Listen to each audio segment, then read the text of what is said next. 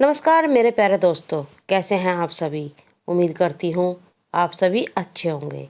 तो दोस्तों, आज मैं फिर एक नई कहानी लेकर आई हूँ जिसका टाइटल है अमावस्या की एक खौफनाक काली रात। तो दोस्तों, मेरी ये कहानी सुनने के लिए मेरे चैनल को लाइक करें, शेयर करें और सब्सक्राइब करना ना भूलें और बेल आइकन को ज़रूर दबाएं, जिससे कि आपको मेरी नई नई कहानी की नोटिफिकेशन मिलती रहे।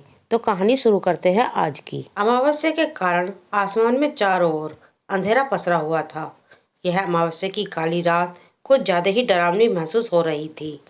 रवि, राज, अंजलि, कुसुम और नवीन पांचों दोस्त आज संडे का पिकनिक मनाकर लौट रहे थे। नवीन कार ड्राइव कर रहा था और अंजलि आगे वाली सीट पर उसके पास बैठी हुई थी। पूरे दिन की मस्ती से सब थक चुके थे। कुसुम, राज और रवि पीछे की सीट पर सो गए थे। अंजलि को भी नींद के झोंके आ रहे थे। नवीन कार ड्राइव कर रहा था। चारों ओर घना जंगल था। नवीन की नज़र रास्ते पर ही टिकी थी। थोड़ी दूर उसे धुआं सा दिखाई देता है और उसे धुएं में कोई लड़की खड़ी है। नवीन रास्ते में लड़की को देखकर अपनी कार रोक देता है। जैसे ही वह कार से उतरता है तो उसे कोई नहीं दिख रहा। उसे थोड़ा अजीब लगा। अंजलि उससे पूछती है, क्या हुआ नवीन, घर नहीं चलना है क्या आज। नवीन कहता है, अंजलि, मैंने अभी सड़क पर किसी लड़की को देखा। अंजलि हंसती हुई कहती है, क्या यार नवीन, अभी तक तुम्हारा नशा नहीं उतरा है क्या। तुम्हें बहुत लड़कियां दिखाई दे रही हैं। क्या बात है, कोई पागल ही होगी जो इस काली अंधेरी रात में सुनसान सड़क पर घूम रही होगी। अब तुम चलो, रात बहुत हो गई है और नींद भी बहुत आ रही है। नवीन चुपचाप बैठकर गाड़ी ड्राइव करने लगा। कुछ दूर निकलते ही उनकी गाड़ी रुक गई। उसकी नींद उड़ी। उसने पूछा, क्या हो गया, गाड़ी क्यों रोक दी तुमने। अंजलि कहती है, गाड़ी रोकी नहीं, रुक गई है, उतरकर देखना पड़ेगा। नवीन और अंजलि उतरते ही देखते हैं तो गाड़ी का टायर पंचर हो गया था। बाकी तीनों भी गाड़ी से उतरकर आए। रवि कहता है, oh my God, tyre puncture हो गया। अब हम इतनी रात को गाड़ी कैसे ठीक करवा पाएंगे। राज, हाँ यार, यहाँ तो दूर दूर तक कोई दिखाई नहीं दे रहा, मैकेनिक ढूंढ पाना भी मुश्किल है। अंजलि कहती है, यस यू आर राइट राज, अब हम क्या करेंगे इस सुनसान इलाके में। तभी एक लड़की हाथ में टॉर्च लेकर उनके नज़दीक आती है। कहती है, क्या हो गया, आप लोगों को कोई मदद चाहिए क्या। रवि कहता है, यहाँ आसपास कोई मैकेनिक मिल सकता है क्या, हमें हमारी गाड़ी का टायर पंचर हो गया है। वह लड़की कहती है, यहाँ से गैरेज 4 किलोमीटर की दूरी पर है और इतनी रात को वहाँ आपको कोई नहीं मिलेगा, आपको जाना बेकार है। अब सभी मेरे साथ चलिए, यहाँ पास ही मेरा घर है, आप सुबह तक वहाँ ठहर सकते हैं, क्योंकि इतनी रात में यहाँ ठहरना आपके लिए ठीक नहीं है। रवि नवीन से कहता है, हाँ चलो यार, सब आज का दिन बहुत ही अच्छा है। इतनी सुंदर लड़की खुद आगे से घर बुला रही है। नवीन को वह लड़की थोड़ी अजीब सी लग रही थी। नवीन वहाँ जाना नहीं चाहता था, पर कुछ कर भी नहीं सकते थे। वे सभी उस लड़की के पीछे पीछे चलने लगे। रवि ने उस लड़की से पूछा कि आपका क्या नाम है। उस सुंदर लड़की ने कहा, मेरा नाम विशाखा है, मुझे विश कहकर पुकारते हैं। तभी रवि ने कहा, मैं तुम्हें विश ही कहूँगा। विश कहती है, जो तुम चाहो। जंगल में अंदर की ओर घने अंधेरे में एक और दूर झोपड़ी से उजाला आ रहा था। वे सभी उस झोपड़ी तक पहुँचते हैं। विश कहती है, यही मेरा घर है, आप अब अंदर आइए।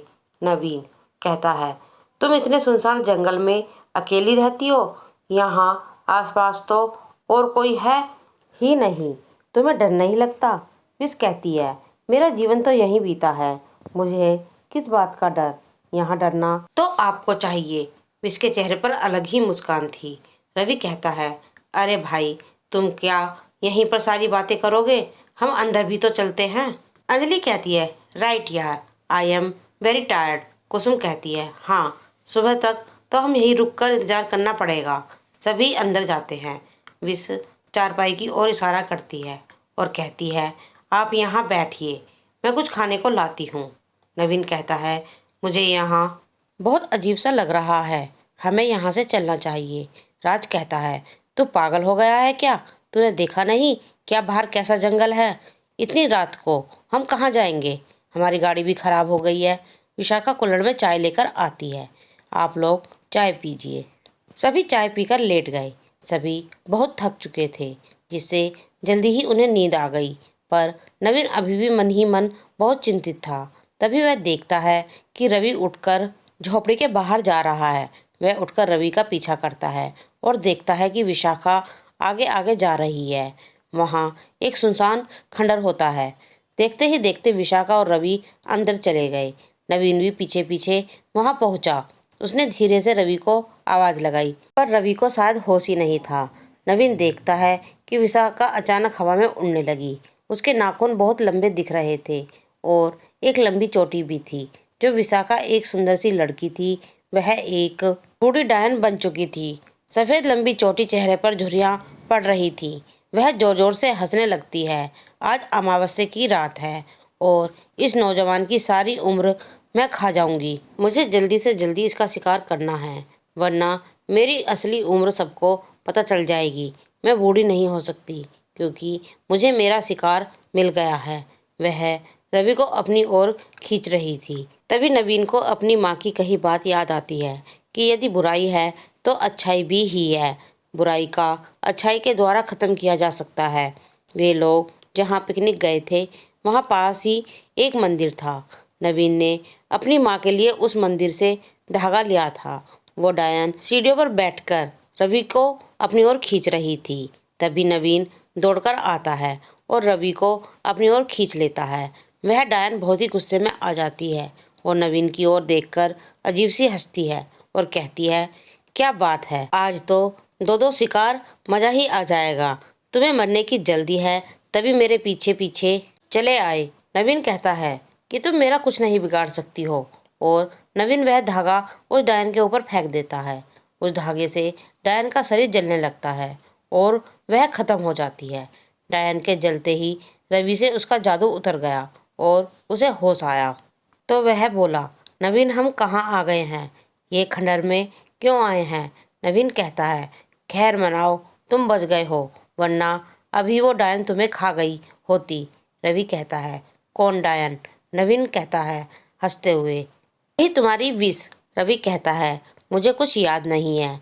नवीन कि क्या हुआ? नवीन कहता है, चलो सब दोस्तों के पास, वहीं मैं तुम्हें सब बताता हूँ। रवि कहता है, ठीक है भाई। वो दोनों वहाँ झोपड़ी पर पहुँचते हैं। सुबह के 4 बज चुके हैं। सभी दोस्तों को उठाकर वह उन्हें सब बताता है। फिर वे सभी सड़क की ओर आते हैं, जहाँ उनकी कार पड़ी होती है। कुछ देर इंतजार करने पर वहाँ से एक ट्रक निकलती है। नवीन राज को कहता है, तुम इनके साथ जाओ और आगे जाकर देखो, गैरेज से किसी मैकेनिक को बुला लाओ। मैं सभी का यहीं पर रहकर ख्याल रखता हूँ। राज ट्रक वाले के साथ जाकर कुछ देर में मैकेनिक को बुलाकर लाता है। कार ठीक हो जाती है और वे सभी सकुशल घर पहुँच जाते हैं। तो प्यारे दोस्तों, मेरी ये कहानी अमावस्या की रात यहीं समाप्त हो जाती है। आपको ये कहानी कैसी लगी कमेंट में लिखकर ज़रूर बताएं, और अगर आपके पास कोई अच्छी कहानी है तो मेरे चैनल पर ज़रूर भेजें, जिससे कि मैं आपकी कहानी अपने चैनल पर बोल सकूं। धन्यवाद।